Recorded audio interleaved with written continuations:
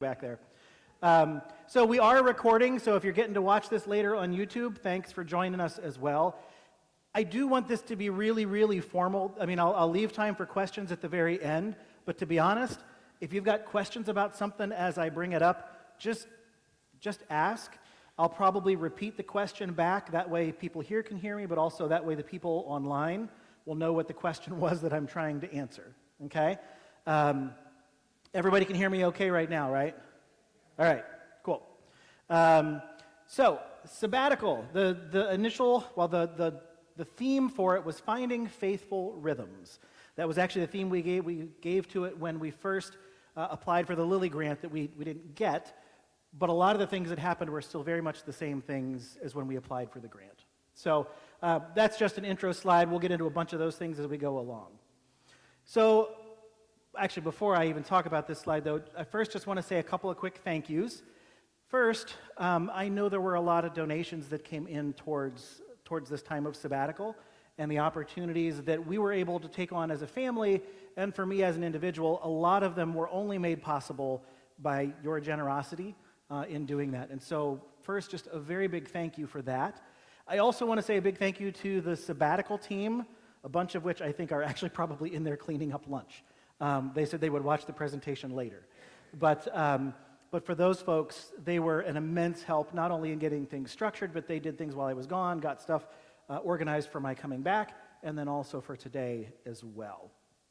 The other thing to just kind of put out there, and this is partly why congregations offer clergy sabbaticals. The burnout rate for pastors is pretty immense, and the numbers are pretty staggering when you start to look at some of that. And even the number of people who start in ministry and retire in ministry, it's a really pretty low percentage, just because of that kind of burnout rate and everything. And so I don't think I realized exactly how burned out I was, but it took me until probably mid-August to finally feel like I was rested. And so that, to me, that just kind of spoke volumes as to the need for it, okay? So I'm going to try to go through things fairly quickly, not bore you with all of every single detail, but if there's something you want to know, please reach out and ask, okay? So we started pretty quickly with a trip to California, and so you can see Bill down on the left and Rob on the right. They were our hosts for the time that we were in California. Bill has been a friend since high school. We did shows and band and choirs and all that kind of stuff together. And so they were our incredible hosts while we were in California. We went to, actually the bottom picture here on the right, this was at the zoo, and it was probably only 106 that day. I think about 106. It was pretty brutal. They said, this is not the time people normally come to Palm Springs, but that's where we were. And so we were at the zoo. We also, as you see in the top right picture, there's Elena. Can anybody tell where that picture is taken? What's that? No. It's a casino. Yep.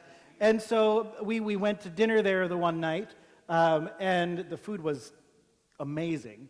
But of course, Bill had to have Elena experience her first time gambling, since we were at the casino. And so, of course, Elena, what did he do? I think he gave her like $20, and she ended up winning almost $300. Yeah. I lost $40 in a matter of 4 minutes, and I said, I'm done. No more. They have a pool in the backyard, and so we spent plenty of time just relaxing, swimming, doing that kind of stuff. And the importance of this trip was not only do we not get to see them very often at all, but part of it was just doing something that was vacation to kind of get into sabbatical mode kind of as quickly as possible, okay? So then the next thing that we did, and this was, how many of you have ever been to Joshua Tree National Park? Yeah, so it is, now granted, it is a very different kind of national park than some, right? It's a very different kind of beautiful. It was only about 112 when we were there that day.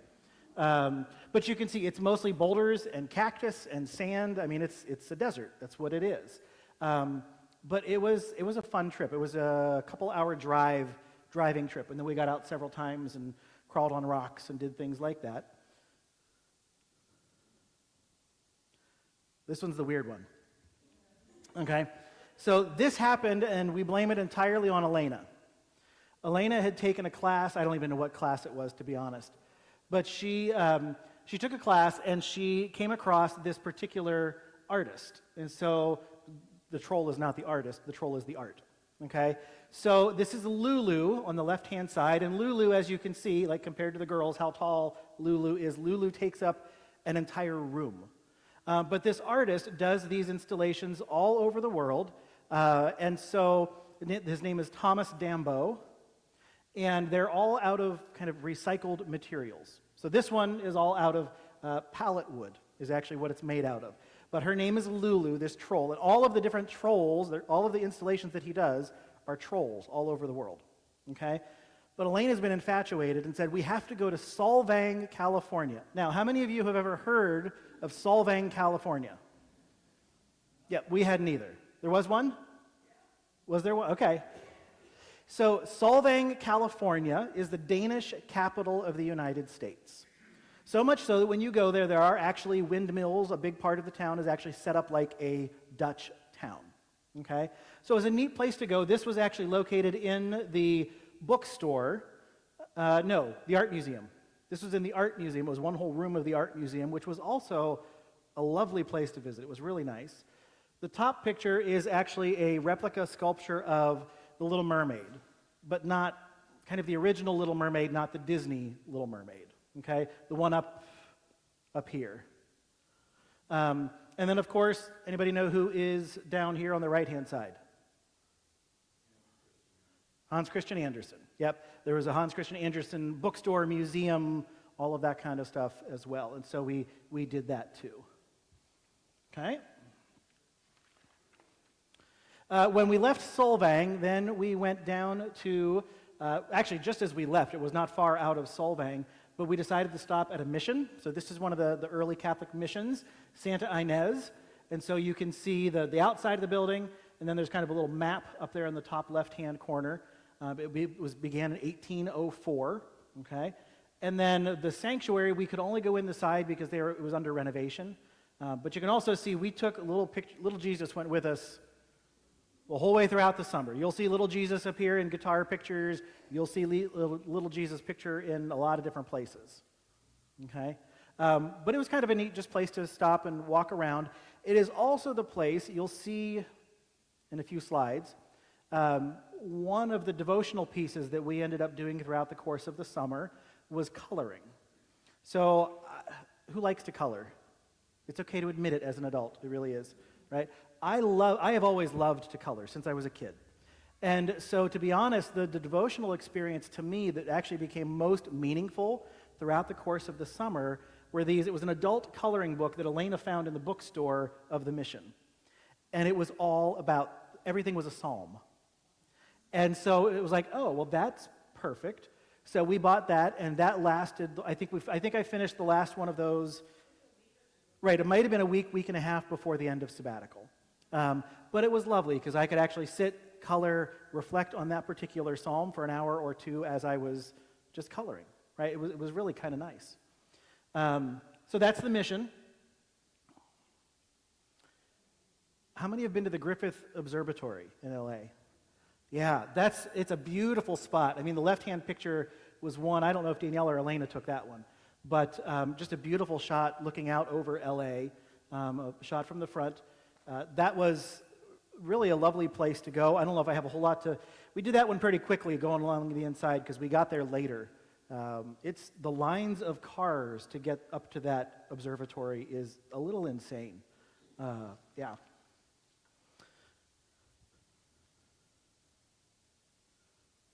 Warner Brothers Studios.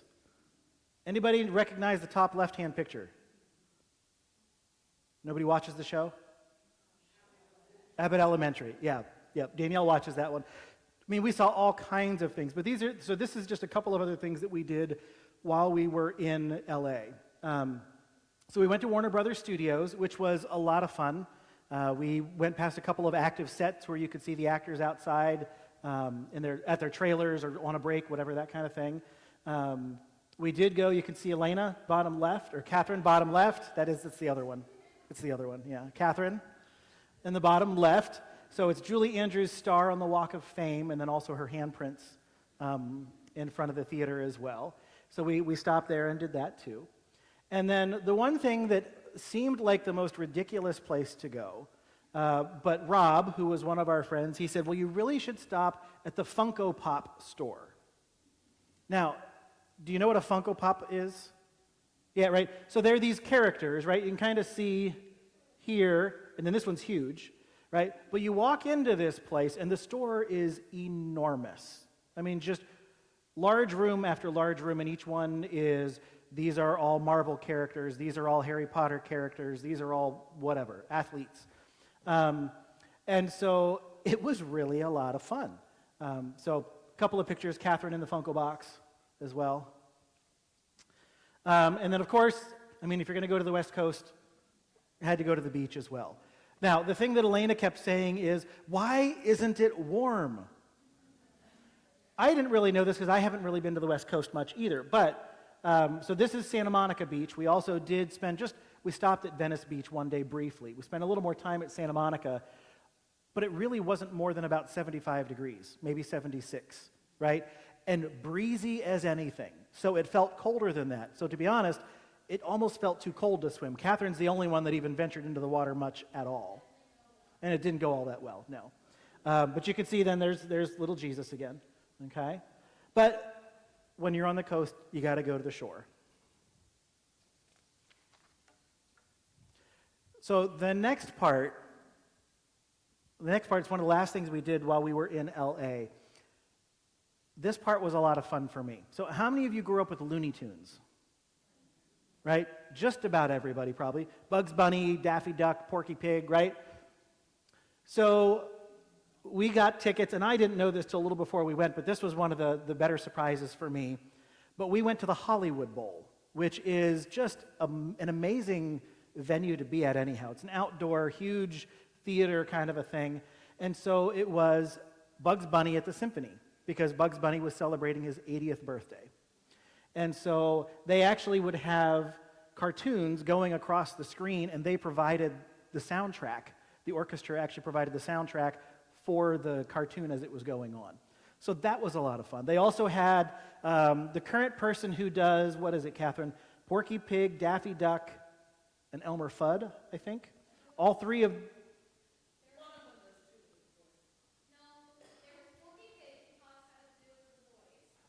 He was the one. And Elmer Fudd. Okay. So, but a couple of the voice actors were there and actually would either did the voices, or Porky Pig, they actually tried to teach the crowd how to do Porky Pig's voice, the stutter, and everything that Porky Pig kind of does. But that was just such a fun night. Because when you think about cartoons, and this is the music geek in me, right? I passed music history class in part because of Looney Tunes, right? Because you would listen to a particular movement of a piece and you would say, okay, that sounds like a chase scene, right? Or, oh, that sounds like a sunrise on a cartoon. You can picture all of those kinds of things. And so it was so much fun to just sit and hear and watch all of that happen. This is just a couple other places that we went and spent some time. Of course, right, you folks know that Danielle's dad passed away in June. And so we did spend quite a bit of time up in Du Bois. And that's actually the new kitchen in the new house that she moved into about 3 weeks before Denny passed away. And so we went back up, especially to help her kind of get settled in, get moved in, get pictures on the walls, all that kind of stuff. You will probably see her quite a bit more because she's now back to traveling and back to coming to concerts and wanting to be here. She was actually here our first weekend back with us in worship. So, second, this was a trip to Nebraska. To be honest, we spent so much time, it literally was sun up to sundown visiting people. There was barely a moment that wasn't scheduled. So the picture in the middle is actually the sanctuary. They renovated after I was there. Mostly looks the same, other than the floor and the pews and a little bit of that. But that's the congregation that I was the associate pastor at in Lincoln, Nebraska, First Lutheran. And then on the right-hand side, this is one of the beautiful things is I did a lot of youth ministry when we were in Nebraska. And so, and Danielle too, yes, your mom did too. And so getting to see all of these kids that we worked with, and a whole bunch of them that are now married with kids of their own. And really the lovely part is watching how many of them are still really, really active in church. Part of that based on their foundation in youth group, I think, and connection to the congregation. So that was just a fantastic and exhausting trip to do all of those things. All right. What happened after that one was they all came home. I stayed and did my Clifton Strengths training, but I'll talk more about that in a little bit. I'm trying to do all of the travels first. So then the next trip that we did was, we did a kind of a long weekend trip to New York City. That's actually part of what we were up there doing. If you remember when Leanne died, we were in New York City to see some shows. We were singing with our college concert choir, so we decided to go back. We saw Mamma Mia and Wicked while we were there. And we also went to the Museum of Broadway. And so this is your crowd participation quiz portion of the afternoon. I am going to show you a couple of items that we saw from the Museum of Broadway, and I want you to tell me what show they're from. Everybody ready? I'm keeping score. There are no prizes, but I'm still keeping score. It's the satisfaction of knowing you won. What's better than that? Okay, we're going to start with a really easy one. Lion King, okay? Okay. Now, gets a little harder. Newsies, all right, good, good.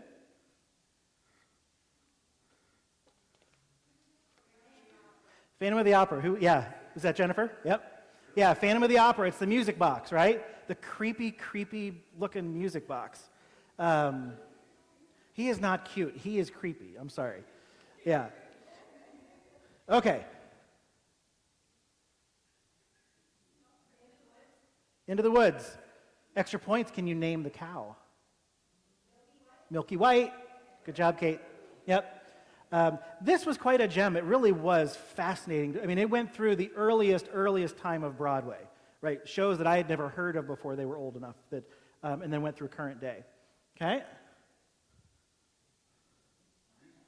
Music Man. Yep. Professor Harold Hill. I think that's the last one I got. Okay? We did, of course, the obligatory carriage ride around Central Park. In the top left, what you see is the Stardust Diner. Has anybody been to the Stardust Diner? Yeah. It's really, the food is nothing special, right? It's actually not that great. You go because all of the servers perform. And so to work there, you have to currently be auditioning for shows. That's the only way you can actually get hired to be there, right? And so their goal is, and they have a whole wall that has pictures of people who worked there but then eventually made it onto Broadway, okay? So anytime we're there for a show, we almost always go to the Starlight. For milkshakes? Usually dessert, milkshakes, that kind of thing, yeah. Catherine wants me to tell you this story. So Catherine also, anytime we go to see one of her sister's Broadway on Broad shows at Temple, she always makes the rings, what are they called? Loom band rings, okay? And so she passes them out to all of Elena's friends. Well, she did the same when we went there, and especially when we saw Mamma Mia, those folks came out. They were fantastic. Have you ever done the stage door where you go, you can get autographs, you can take pictures, that kind of thing? And so Catherine gave them all of those, but she also gave them to two of our servers because they were engaged. And so, no, it wasn't their anniversary. They weren't married yet. I don't think they were married yet, were they? They were engaged. They were getting married in a couple of months. Yeah.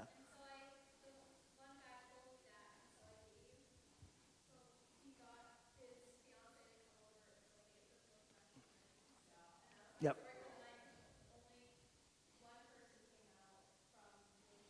Oh, from Wicked, the people didn't. It was their second performance of the day, and so they don't always come out to do the stage door, sometimes at the end of a long weekend, but yeah.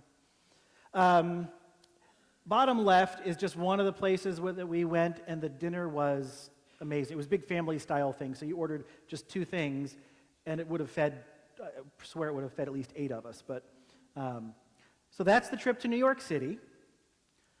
And then the last trip that we did was just Danielle and I, and this one we went to Mystic, Connecticut. So this was the marriage retreat portion that the congregation approved to help support, which was a fantastic long weekend away. And what transpired was we were originally going to go where you could actually be at the conference, and you're there with 60, 80, whatever other people, right? But they didn't end up offering one in person while we were on sabbatical. And so the curriculum is actually available to be able to use. So we purchased the curriculum, we went to Mystic, Connecticut, and then you got to watch the videos and kind of take it at your own pace. So it was about 12 hours worth of curriculum that we did that weekend, and it was gorgeous. So the top right one with the little Jesus on the railing, that's actually looking off the back deck of the Airbnb that we rented. It was like a little loft space above a garage, actually, which doesn't sound as nice as it was, but it was great. The left, that's just a restaurant that we were at that overlooked the water. And then you see the bottom right picture. Those are two of our closest friends from seminary, Danny and Maria Hammonds. And so he's now retired doing interim work. She actually works for the assistant to the bishop of the New England Synod. But we haven't seen them in probably 8 or 9 years. And so one of our favorite evenings while we were up there was we met them for dinner. Our reservation was at 5 o'clock. We were the first couple, the first pair, the first table that our server served. And then we were the last one at 10:30 when we closed the restaurant. So we were there on the deck for about 5.5 hours. We tipped her well, but it was lovely. And that's actually the restaurant and the deck that we were sitting on when we met them for dinner. But my hope is that there are some pieces of that curriculum that I think would work really, really well as the basis for couples retreats, a marriage retreat that's not just individual, but Danielle and I did one of these when we were still in Nebraska, where we actually led a marriage retreat and couples signed up, and we had, we might have had 15 or 18 couples go away with us for the weekend, and we did all kinds of stuff. So we look for something like that over the course of the next year. We may look at doing that. These are just a couple of the other places that we went for worship. So, honest show of hands, how many of you, when you're on vacation or you go visiting people, like to go to other churches? Okay, all right, sometimes. I'll take that too. So, these are just some of the places that we went to. So, top right, or top left, I should say, that's actually the church that Danielle grew up at. That's St. Catherine's Catholic Church in Du Bois, Pennsylvania. So that's where she grew up. Right, obviously that one is in Lincoln, where I was. We spent a lot of time over here at Trinity Camp Hill. This one looks a little bit different because my parents and my brother and sister-in-law and the kids, they all go to the contemporary service. And so quite a bit in the summer, if we couldn't decide where to go, that's where we went, because one of the nice things about being away for a little while was spending a lot of time reconnecting with family, right? So we got to worship with them quite a bit. One of our friends from confirmation camp, Chuck Bissell, he's at Zion Lutheran Church in York.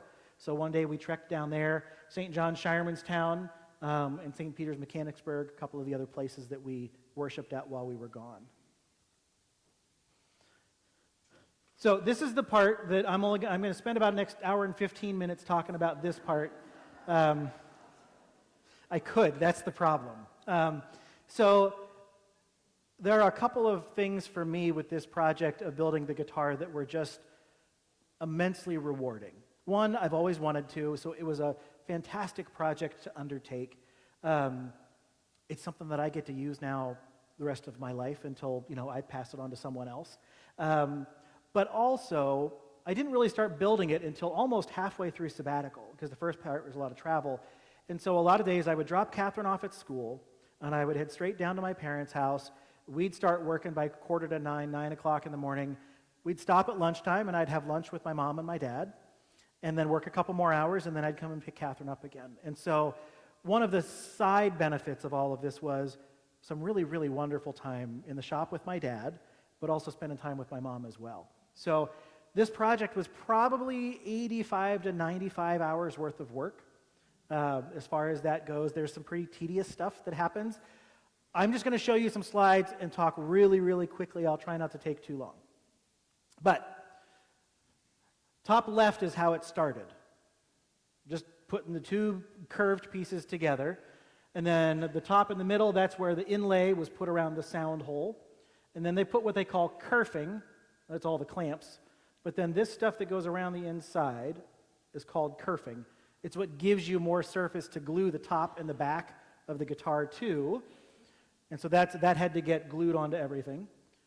This part, all of these individual braces had to be shaved and shaped by chisel to be put on the guitar and then glued down, clamped on.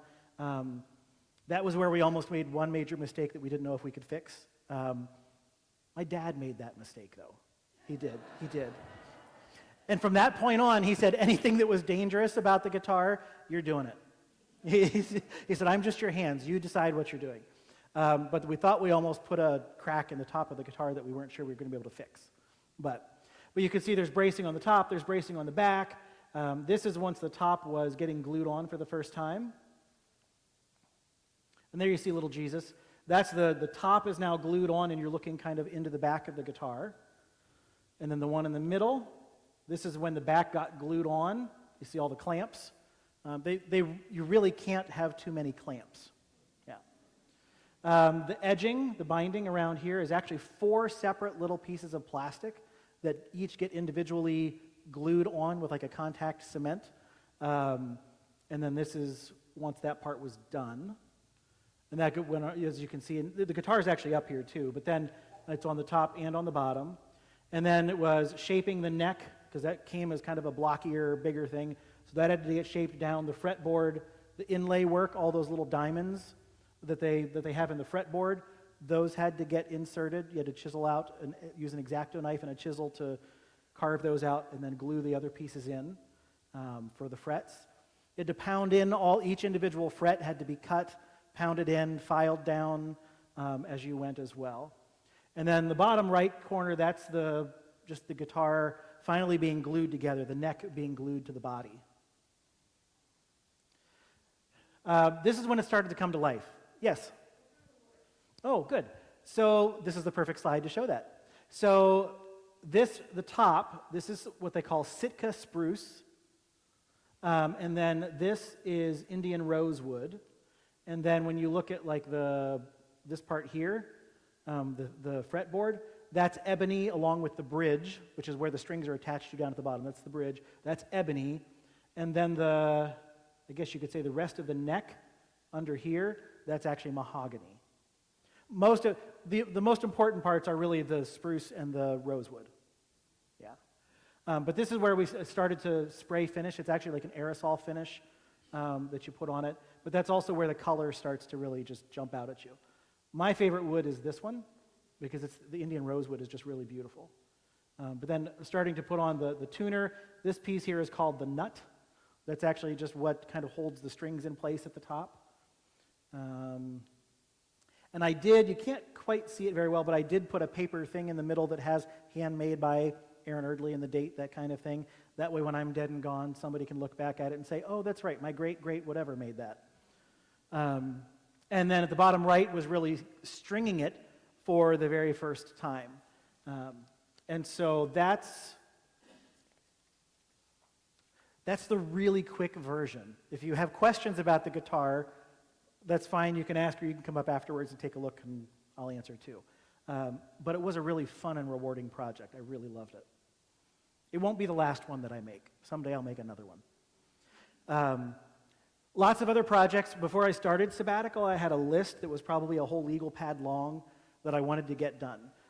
Realistically, I probably got about 2/3 of them done. It was a pretty productive time to get things done. So even though it looks like Elena power washed the patio, she power washed a part of the patio. She did feel strongly about it, but I did the rest.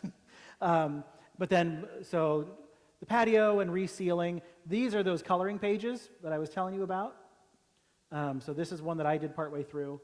And actually, I was going to bring those in, and I forgot. They're sitting in my office in a folder. I don't know if she can find them. In my stackable thing behind my desk, I think is where they are. Blue folder. Painted the fence and sanded it down and fixed it up and some other things there. Number of projects. We purged the storage room and the basement and did some organizing. A lot of those little kind of things that just you kind of put off as long as you can. So this then, I'm going to talk just a little bit about some of the different either education, devotional, training types of things that happened while I was gone. The one major thing, well, let's talk about the devotional piece first. Top right corner, that was a book that actually was recommended by Pastor Martha, but it was written by Phyllis Tickle, and it's a devotional book, so it's actually written, all uses the Psalms the whole way throughout, but a devotional piece, and there's one in the morning, one at noon, one in the evening, and then one kind of right before bed. So that was part of what I also used for devotions throughout the course of the summer. Then bottom right-hand corner was a book that my dad gave me, and I've known about this book for a long time, but haven't ever read it. How many of you know Rob Bell or have heard of Rob Bell before? Yeah. Pastor, theologian, he's done also like the whole Pneuma video series is him. But he's written a number of books, and this one is exceptional. It's a really good book. I mean, so as it says, a book about heaven, hell, and the fate of every person who ever lived. So kind of an interesting title, but it's called Love Wins. It would actually be a really fun one, and what I love to do after doing that is there are some study guides that go with it. I think that one might be something that we do as a conversation. It'd be a good basis for some conversation for us, I think. Then, the big thing that was, I mean, it's an expensive training. This is also, again, thank you to the congregation, but this is something that I really hope to be able to put to some use here at Trundle Spring. But while I was on sabbatical, I became a certified Gallup, well, it's not Gallup anymore. It's Clifton Strengths Coaching. Okay, it used to be called Gallup Strength Finders. Now it's called Clifton Strengths. Same thing, just renamed. Okay, have any of you taken the Gallup Strengths, the Clifton Strengths or Gallup Strength Finders assessment? Couple along the way? Okay, good, we'll come back to you. So, most of the time, this strengths assessment tool gets used in corporations or sometimes in academic settings. I would say those are the two most common places it gets used. And what they say is a lot of times people they'll talk about it, they'll take the assessment, they might do like a 1-hour training on something, and then that's it. Never to be talked about again, right? It's only really effective if you start to incorporate it into who you are and what you do, right? So they talk about the fact that there are lots of companies that'll say that they are a strength-based organization, but they're not, right? And so one of the things that this really does is it helps people to take a look at, and I'm going to show you a video here in a second, it helps you take a look at what are the things that make you uniquely and naturally you. And then it tries to help you say, now let's build on that. Okay, so we'll come back to that one in just a couple of minutes. So this is the video that I'm going to show you. I think I have about 3 minutes or so on here. It's actually just a really nice little introduction to what Clifton Strengths does. And I figured instead of me trying to reinvent the wheel, I'd just show it to you. What will happen when we think about what is right with people rather than fixating on what is wrong with them? That's the basic question that Don Clifton asked. It's the basis for the decades-long research that it went into creating the StrengthsFinder tool. So StrengthsFinder, which is renamed Clifton Strengths, is basically an assessment tool, what you would call a personality test.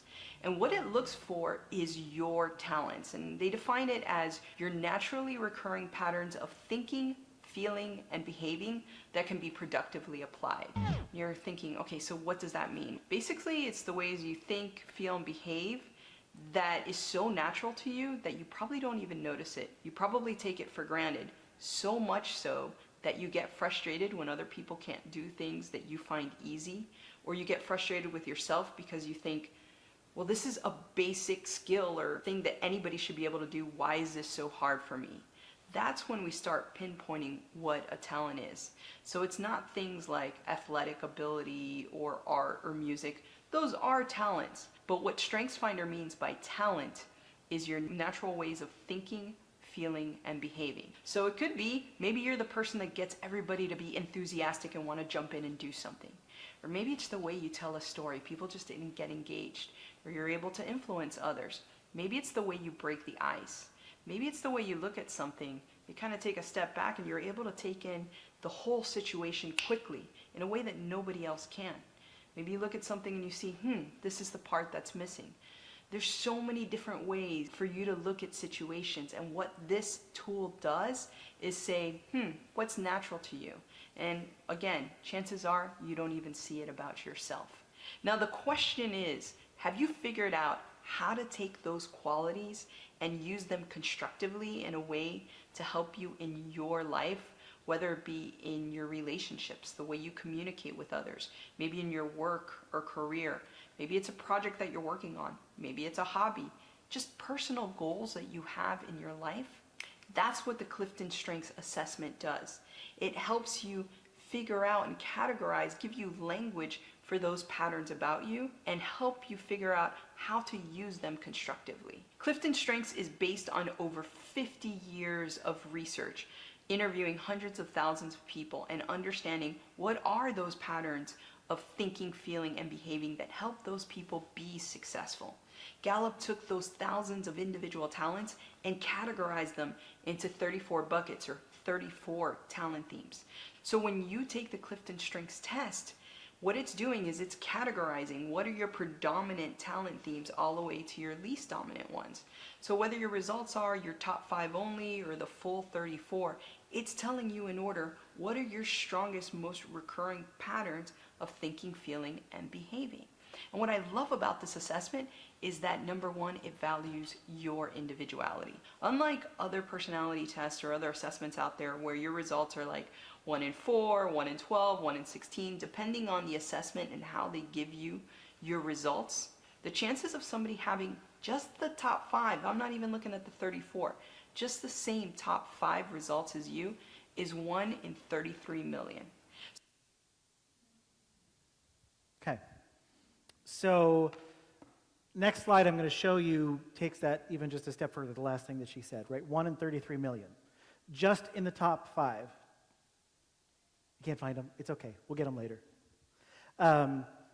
So like take Elena and I, right? Elena and I process the world in a very, very similar ways, okay? And she took it at college, and we have, 3 out of the same top 5 or something like that, right? But not in the same order, not in this, that kind of thing. So 1 in 33 million, okay? Come on.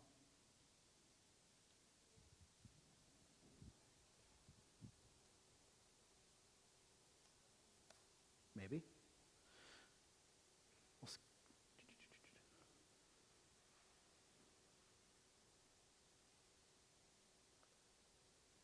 Okay, there we go. So when you look at taking that even further, when you look at the top 5, just the top 5, 1 in 20, 278,000. That's just having the same top 5, not in the same order. 1 in 33 million, top 5 in the same order. When you take the full 34, you're never going to meet somebody with the same 34. Part of what this said to me, we did an activity very early on in the week when we were talking about Strength Finder, and there's this whole packet of pictures. If you're on council, you've seen me use a similar kind of thing before, but they said, pick out a picture that describes to you the importance or what you think Clifton Strength means. And so I picked out one that was actually a camera lens, like more of a long-range kind of a lens. Because for me, when I look at this, and when I think about Clifton's strengths and what it seeks to get us to do, it gets us to look at one another, at what we do well. What is the best of who we are, right? And what makes us that way. And to me, I think that's the same way that God looks at us. I think God looks at us and looks at our unique and wonderful qualities instead of always focusing on maybe what the world focuses on more, which is a little bit of what's wrong with you, right? I think the world does that far too much. And so this really does seek to focus not on saying, what don't you do well, we're going to help you do that better. It says, what are you already naturally gifted at? It's just a way that you interact with the world, and let's build on that, okay? So as far as the church, one of the things that I kept thinking about with this program, and I first was exposed to this when I was a pastor in Lincoln. Our staff actually used it together. What I discovered was that the secretary that made everybody crazy, that was there, not here, Cheryl, but the secretary that made everybody a little bit crazy at times, right? When you knew why she needed, what she needed, and when she needed it, really wasn't that hard, right? It was a matter of meeting the person where they are and having an understanding of one another that was good enough that you could say, oh, that might not be the way I would approach it, but I totally understand why you need that, right? And so, to me, this has the benefit of saying, all right, church council, working with committees, all of those kinds of areas of the church, how do we form our teams in a way that the teams really become solid, functional, well-oiled machine kind of committees, right? How do we do that in a way that we work together because we know each other so well and we know what makes each other tick, instead of, as you know, right, where 2 or 3 are gathered, there will also be arguments. And not that this prevents that from happening, but I feel like if we can get to a point where this is part of who we are, those happen a little less. Or they're really only about the super important things instead of some of the, I don't know, the things that just get in the way. So, there will be plenty of time for more conversation about this one. This is a quote from Don Clifton. What will happen when we think about what is right with people rather than fixating on what is wrong with them? It's kind of the whole premise of Clifton's strengths, and why he did what he did for so many years. He was actually a teacher at UNL, University of Nebraska-Lincoln, before he then became the founder of Gallup and started working with all of these things. Most people, when they think of Gallup, they think of what? Polls, right? Which, to be honest, this is still part of this, that study and survey is still part of that. But there's the poll section, and then there's this section of the company, and they're really 2 halves of the same organization. People there will tell you there were actually two young ladies from Iceland who were there at the training. They actually work for Gallup Iceland. They have a small office in Iceland. There were people there from everywhere else across the country, from Georgia, the upper Midwest, Oregon, Washington, California. They were from everywhere, which was really kind of fun. So look for more about this, because I do think this is a place that we can come back to and implement some things. We're going to spend some time using this. If you're on council, fair warning, we're going to use this at our next council retreat when we come to that in January. We'll have you take it beforehand, but we're going to spend some time talking about it, okay?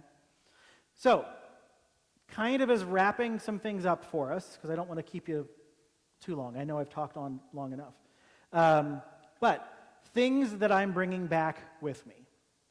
First and foremost, arrested and rejuvenated pastor. And that, thanks. That part's important. And I didn't realize how much of that was missing until right about the time Sabbatical was over, and I was having one of those days where I was being, let's say, a smart aleck, right, around the house. And the girls kept saying, "You are in rare form." And I said, "No, I think I'm just finally rested." So apparently that's my natural state. So also, one of the things for me that as I was processing just life and ministry, I come back with a bit of a commitment to strengthening the basics of who we are as God's people. I think sometimes congregations, including us, we can sometimes get so wrapped up in things that are not the most important. But we sometimes forget the basics of who we are, what we're called to do, and who we're called to be, and even some of the foundational things of our theology. So we're gonna come back to some of that. Pastor Martha and I have been talking about some things already of maybe even next year doing more of like a confirmation 101, right? How many of you really loved your confirmation experience? Oh, there are actually a couple people. Okay, I did not. I did not.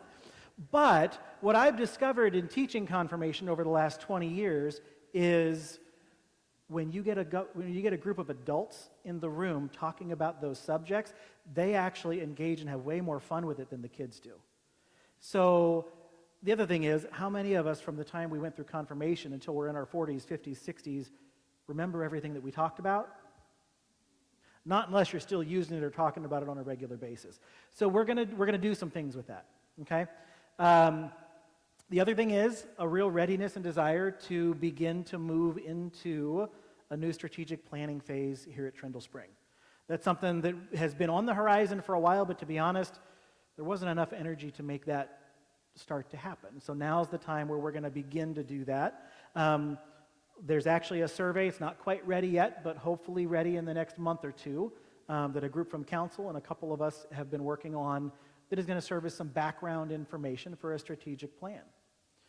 The book study that I told you about with Rob Bell's book, Love Wins, and the marriage retreat are a couple of those other things that I'm bringing back as well. Last slide. And then if there's questions you've got, that's great. But the last slide is ways that I'm going to be functioning differently.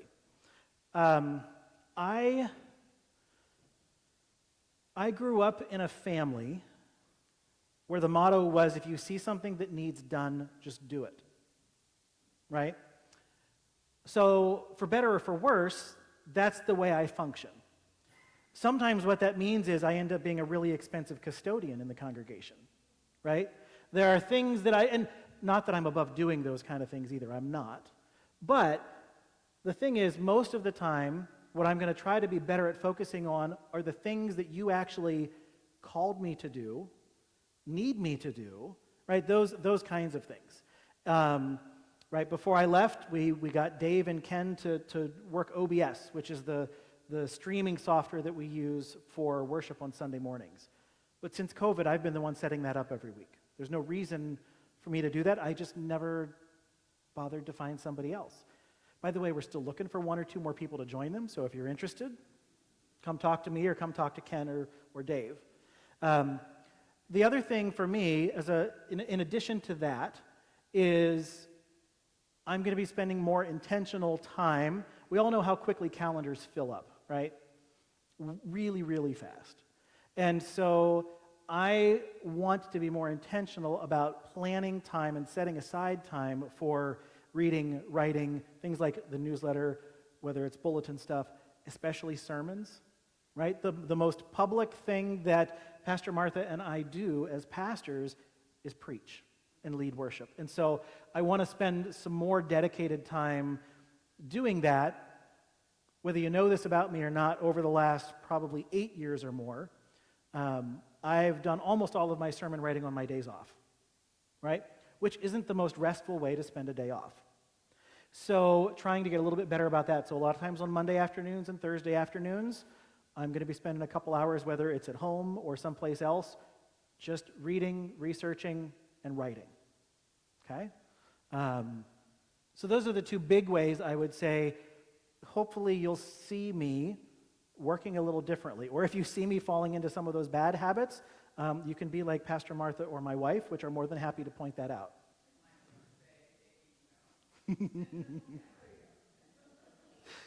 I was here to help set up with all the tables to get ready for today. And they said, no, go away. So, yeah.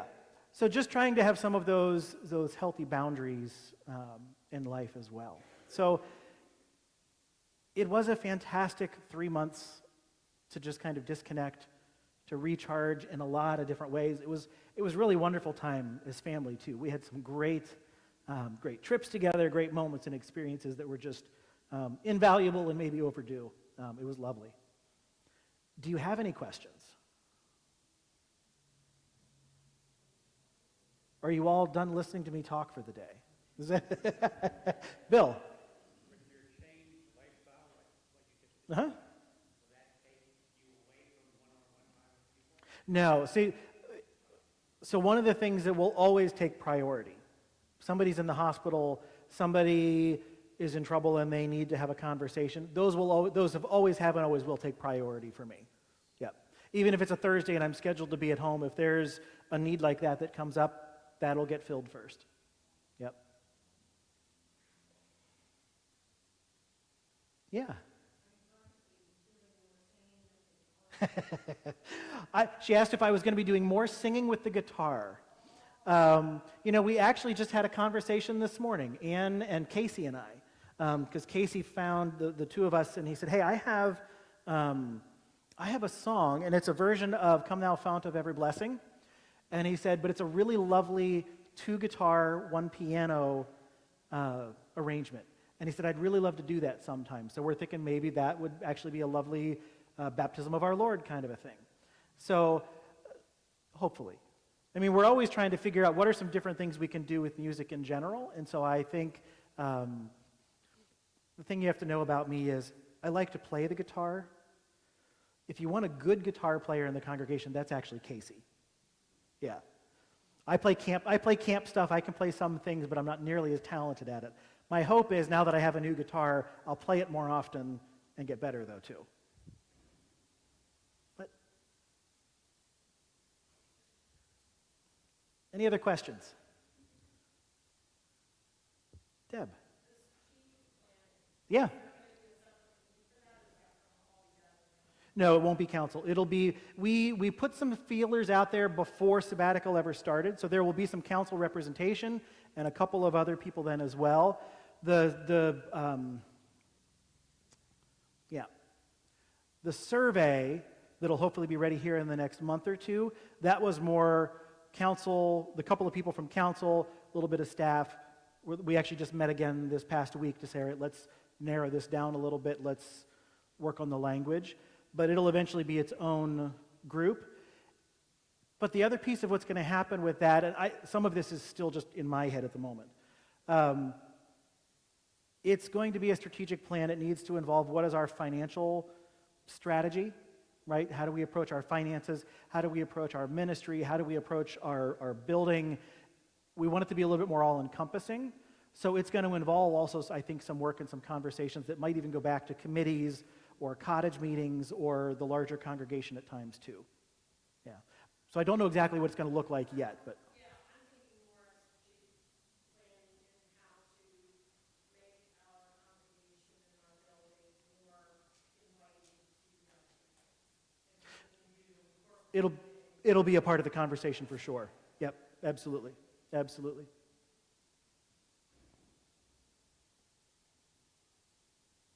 The Lord be with you. God of grace and life, we give you thanks and praise for time, for Sabbath, for sabbatical, for rest. And Lord, I give you thanks for this congregation and for the opportunity to do just that. I also give you thanks for the opportunity to come back, to be here and to ask the questions about what you have in store for us next. Lord, I pray that you would help to make your will, your direction to this congregation known to us as we begin that discernment process of where you are calling us in this moment. But Lord, I pray that you would help each of us to find rest in the places that we need it in the midst of a weary world. In Jesus' name we pray. Amen. Folks, thank you so much for being here today. Again, Debbie.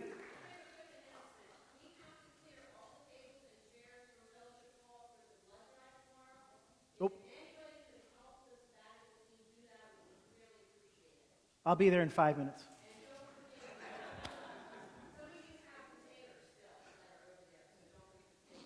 So if you're able to stick around and help do a little cleanup in the fellowship hall, greatly appreciated. Otherwise, thank you very much.